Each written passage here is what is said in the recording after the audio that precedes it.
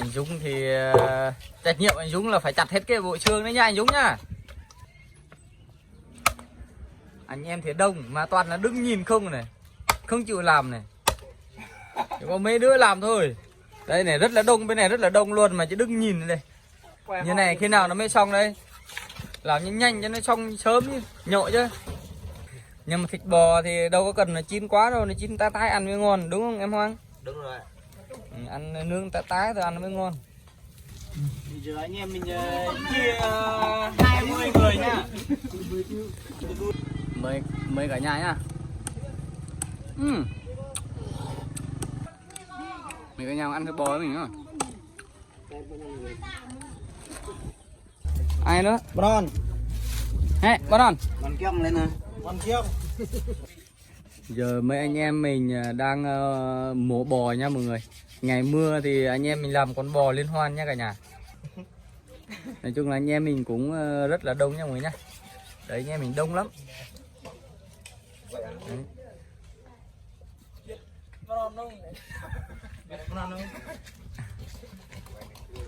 Quả nãy mình không có kịp quay cho mọi người xem anh em thui ấy, thui con bò mọi người, mình thui thôi. Mình không có làm bằng ga nha mọi người. Một con bò rồi, ngày mưa gió thì anh em làm con bò luôn. Liên hoan. Chủ nhà ấy kìa, chủ nhà đang buồn này. Chủ nhà đang buồn. Nhà bá yên rồi đấy. Đây là thợ mổ bò nha cả nhà. Nghề ông này mổ bò rất là nhanh luôn á.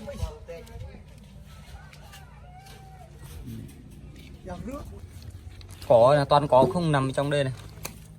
Cái này ngon nhất đây. Lượm nó lệ.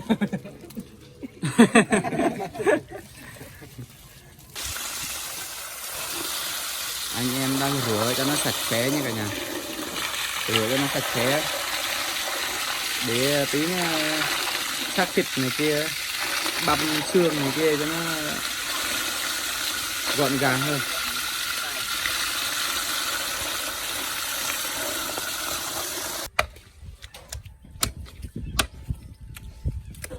Với mình một tay làm rẹt rẹt cho nó nhanh. Con lăng cái là bạn thằng Vân người kiêng lại.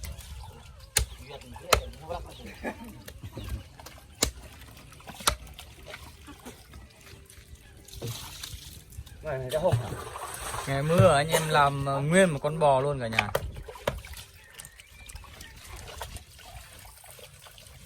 Anh Dũng thì trách nhiệm anh Dũng là phải chặt hết cái bộ xương đấy nha anh Dũng nhá.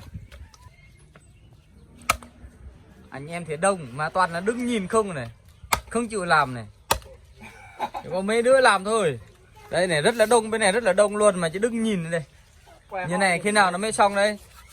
Làm nhanh nhanh cho nó xong sớm chứ, nhội chứ. Con bò thì nhìn rất là to luôn. Đến lúc mà mình làm xong xuôi á, chia ra để thịt với xương nhiều hơn. Bò nhìn nó to nhưng mà tính ra thì cân ký lên nó còn thua thịt heo á mọi người. Thịt heo thì nó nhiều hơn. Còn con bò thì nó chỉ nhiều bộ lông á, nó nặng cái bộ lông thôi.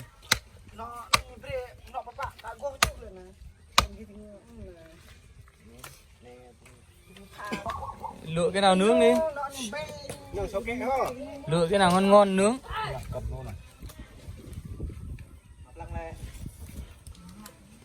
Sắp xong rồi, anh em làm của mỗi người một tay cũng nhanh thôi mà. Còn bên này thì em Hoang đang nướng. Nướng thịt bò. Bò tái. Này thì em Hoàng đang nướng. Để lửa nó như thế này nó mới nhanh chín. Mà nó chín thịt nhanh ăn. Nhanh ăn. Nhưng mà thịt bò thì đâu có cần là chín quá đâu, nó chín tái tái ăn mới ngon, đúng không em Hoang? Đúng rồi. Ăn nướng tái tái thôi ăn nó mới ngon. Đây là miếng da nhá cả nhà. Miếng da, còn bên kia là miếng thịt. Đang sắc thịt để nấu lên tí nữa múc bang nhá cả nhà. Đấy. Sắc to to luôn, ăn nó mới đã. Nghe đúng không? Sắc to to chứ.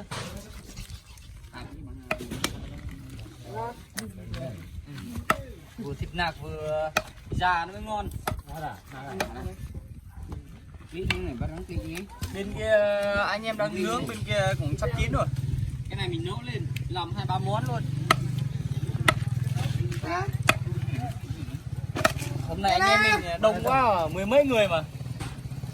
Hôm nay anh em mình rất là đông luôn.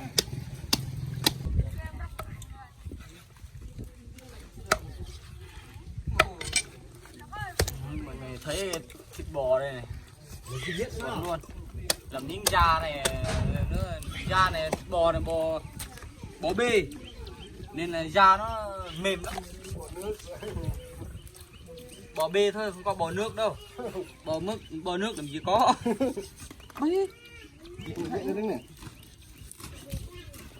Bò nước có không anh Dũng? Việt Nam mình có bò nước không? Nướng anh em, nướng chín rồi cả nhà ơi. Đấy em Hoàng đang sắc ra tí nữa ăn. Để em Hoàng nướng nãy giờ rồi chắc cũng mệt rồi đấy.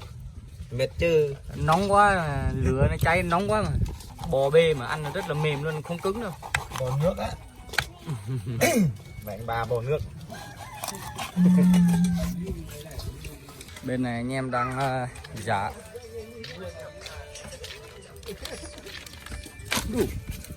Ớt rất là nhiều luôn. Nó sẽ theo nó đập về. Chúng tôi biết từng bi.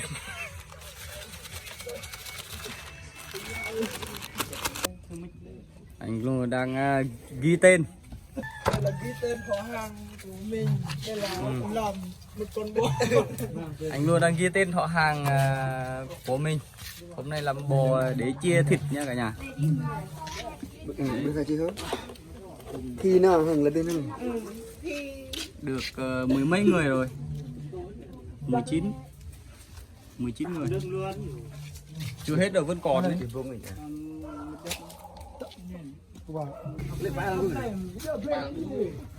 mình á? Cái ba thân là chị gần bao vui chuyện.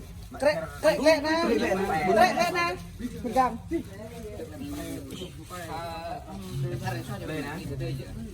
Cái sao đây pin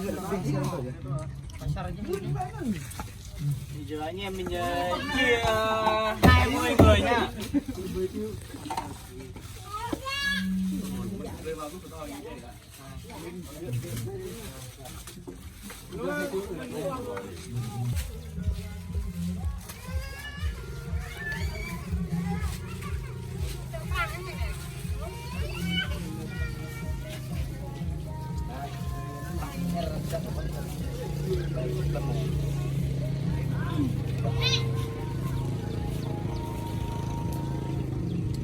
Yêu của em vậy.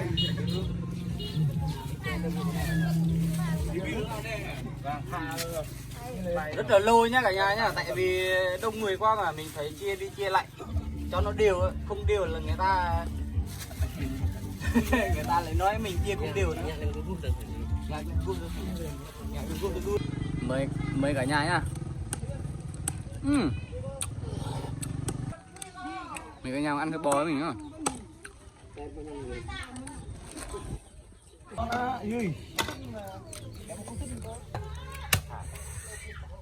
Đấy nha. Thịt bò tái. Món thịt bò không thể thiếu ớt xả được. Quá ngon luôn. Anh em chia cũng sắp xong rồi đấy nha cả nhà nhé.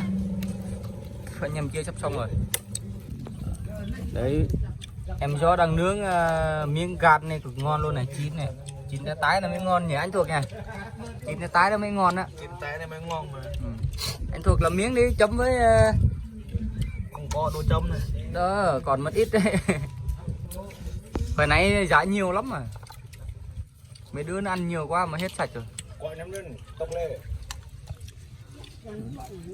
Đấy bên này là chia xong rồi, bây giờ là chỉ chờ giám đốc cầm cái quyển sổ ra là phát thôi.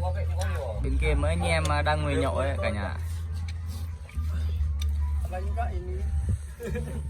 Đấy, giờ mình sẽ chia thôi để giám đốc đọc tên đã. Đọc tên đi để em chia. Quan Ngoan hả? Ngoan. Mình chỉ chia hả? Ngoan. Hay ngoan đấy. 1/8. Mình chia giết luôn. Dũng này. Ai nữa? Bon. Hey, Bon. Con kiông lên nè. Con chiêu. Ai? Lấy. Hoàng. Hoàng. Đây. Bao nhiêu? 120. Cùi. Cùi. Lên đấy. Vô.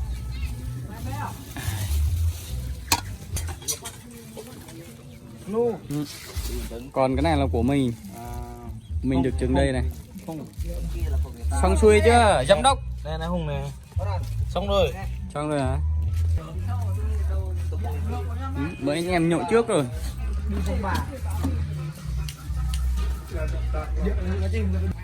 Đấy, trong này là cái món mà hồi nãy mình sắc đấy mọi người. Nhìn quá đã luôn, quá hấp dẫn luôn cả nhà. Ôi, này đúng bài luôn. Món này siêu ngon. Đấy, chín rồi. Rồi mình sẽ múc vang này, cái này là tái tái mới ngon nhá.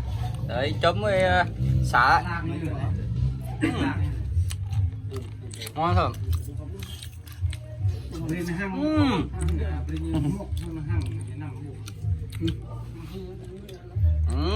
Ngon quá. Ngon không? Ngon. Đó. Qua vâng ạ.